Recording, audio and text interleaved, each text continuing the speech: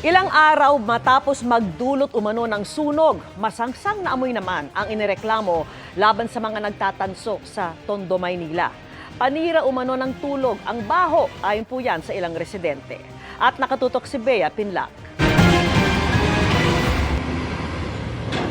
Hindi pa sumisikat ang araw nitong linggo. Naantala na ang tulog ng ilang residente ng Barangay 104 Tondo, Maynila dahil sa nakasusulasok na amoy ng nasusunog na kalakal. Ayon sa ilang residente, isang grupo ng mga lalaki ang nakita nilang nagsusunog ng tanso sa gilid ng Kapulong Highway. Magigising ka na lang, nangangamoy at tanso na, akala namin nasusunog na yung lugar namin. Unang-una po yung health po namin, may sanggol team po dito sa amin, tsaka mga senior po.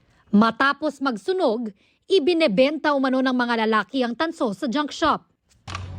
Hindi mo titigil yan? Gusto mo ipahuli kita sa pulis? Anong pasensya? Itigil mo yan, bawal magsunog dyan.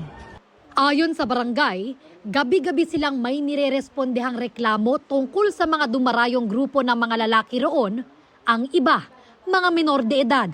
Ang problema, lagi raw nakakatakas ang mga ito. Pagkagato ng dilim, magpe-prepare na sila na sindi ng kanilang mga kalakal na susunugin na hindi talaga taga sa amin. Alam na yung kalakalan nila, alam na aral sila sa mga ganyang negosyo, trabaho, paano sila kikita. Kada reklamo, talagang pinupuntahan po namin. Kaya lang po, minsan meron po silang yung lookout.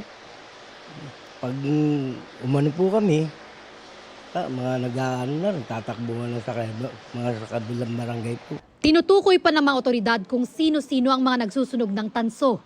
Pinaigting na rin daw nila ang pagronda sa lugar.